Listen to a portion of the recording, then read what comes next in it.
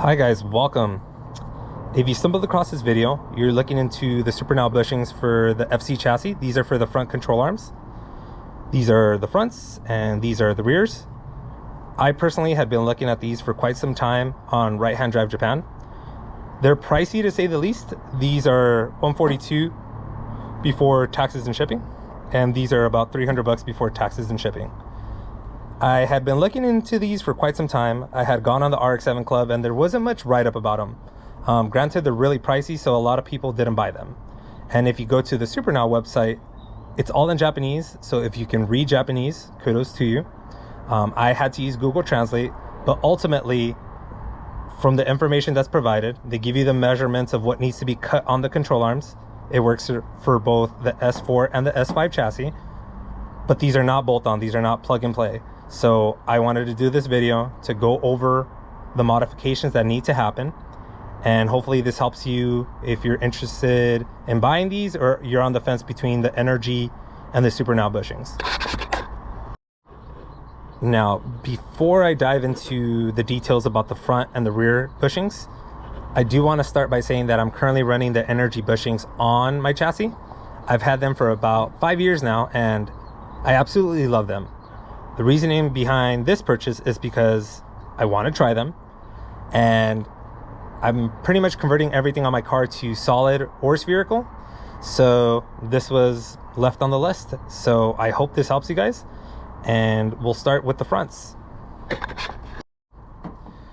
So these are the front bushings.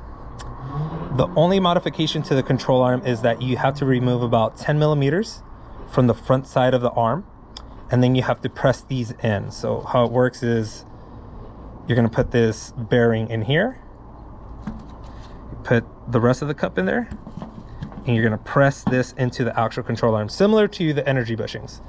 Then you have these inserts to make sure it's being held in place. And yeah, that's, I would say, the least amount of modification that has to happen to the arm on the front side. Now the rears. So the rears require the most modification. You actually have to cut 30 millimeters off, and then you need to drill and tap a hole for this M12 by 1.5 bolt that they supply. So how it works on the back side of the bushing is that you have this insert, slides right in, and then you have this bolt and this washer, and then you torque it down, and this is the item that actually rotates. If you look on the OEM style bushings, they're really fat, and I'll go towards the control arm right now and kind of go over it with you guys. But yeah, kind of to go over the price again, these are pretty pricey. Kind of a dumb purchase if you think about it, but you know what, I wanted to try and see how it feels on the car. From reading through the information, it should add a little bit of caster. So the fronts are $142 before taxes and shipping. Rears are about $300 before taxes and shipping, and then I did order them on Right Hand Drive Japan. They took about a week and a half to get here. Granted, with everything going on in the world right now, it might take longer, but just be warned. So yeah, we'll go to the control arm, go over the sections that need to be cut. Then I'll take some time to actually take off the control arms so I can give you guys more of a video of what the control arms look like without the bushings. I'll send the arms to the machine shop, and then once I get that back, I'll slap everything on and then go over that. Okay, so we're on the passenger side of my car. This is an S5 chassis, but I am running S4 control arms. If you're new to the FC, the S4 control arms are better because you can service the ball joints, you can replace them. On the S5s, they're all integrated into one. And if they're still available, I know the last time I checked, they were like $400 and it's not worth it. So you're better off just buying some used S4 arms and just replacing the ball joint. So to go over the front bushing. So on the front bushing, I just wanted to point out the section you'll cut. So I went on the Supernal website and also on Google, and I looked at a lot of photos. So you're going to take off 10 millimeters off the front side, so closest to the front of the bumper, kind of where the M is on the casting. So you'll be cutting here. So for my case, I'll be sending it to the machine shop, and they'll be cutting this down about 10 millimeters so that this section right here is the same width as the front bushing. Now on the rear, this is that fat bushing. So what's going to happen is this section right here kind of has like a little, I guess, nose that points towards the back of the car. So we're going to cut that down 30 millimeters, and then we're going to drill and tap a hole for that M12 by 1.5. So essentially the bushing is a lot smaller than the width of this bracket right here. So what I'm going to do next is I'm actually going to take off the control arm, and I'm going to take off the bushings, and I'll record kind of some video on what it looks like without the bushings, so you have a better understanding. And then later on this week I'll send it to the machine shop, have everything cut, get it back, get the bushings installed, and then back on the car.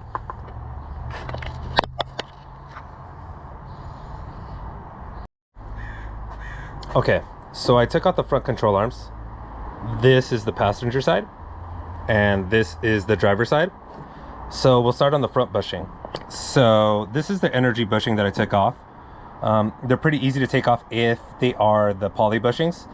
If they are the OEM ones, it's a pain in the ass, so I'm warning you now. So what I did on the actual arm itself, I started marking it with a Sharpie to let the machinist know where we're going to do the cut.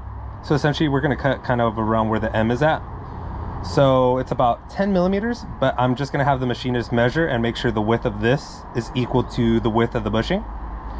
And then here's that fat bushing I was telling you about. This is for this particular arm. So what we're going to do here, here's the nose that points towards the back of the car, and this bushing pretty much slides on top.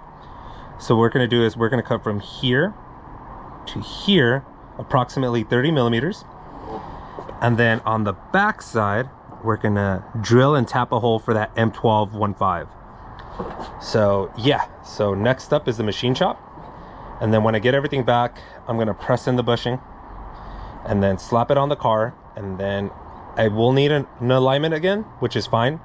And pretty much what I'm curious about is the change in caster. So I'm gonna see my results from my previous alignment before doing any of this, and then the new results to see what the change in caster was. But yeah, I'm pretty excited about this. All right, so we got everything back from the machine shop. It actually took a little bit longer than I expected, but I was in no rush. We were working on some other things on the car. I had recently towed the car to Lucky 7 Racing to get some other things worked on. So I took advantage of the situation and had my buddy Frizz install the bushings and also the control arms while he was at it. So on the front side, as you can see right here, we cut 10 millimeters off the front side, and with the misalignment spacers, it looks like everything got shifted forward a little bit. Now on the back side, so as you can see, that big bushing is gone now. What we ended up doing was cutting 30 millimeters on the back side and then tapping a hole for that bolt. Let's get down here, get a better view for you guys. So this is how it sits inside this bracket. It sits nicely. For this bolt, we ended up torquing it down to about 20 foot-pounds, and I believe the guys added some Loctite. Now, one thing to note that no one had talked about on the forum was this section of the control arm. It looked like it pretty much got in the way of the subframe a little bit, like a little bit of contact. So we ended up grinding it down a little bit. But overall, I'm really happy with how everything came out. As soon as I got the car back from the shop, I took it to the alignment shop, Rob at TrueWorks. And the biggest thing I was interested in was the caster. So prior to doing all this, my caster was at 4.7. And then after doing this, my caster was at 5.7. So 1 full degree of caster was gained. So that actually ended up making up for the loss of caster when I went to the part shop Max Knuckles. But overall, I got to retain the fast steering because of these knuckles. But then I have a better feel of the steering wheel again. I'm not sure how I'm gonna really explain it. It just feels different, but it feels right. But yeah, I wanted to do this video to help people out who are on the fence about these bushings. They're pricey, let's not bullshit ourselves. But I think it's a very great solution for a very outdated chassis. If you have any questions, feel free to leave them on the comment sections.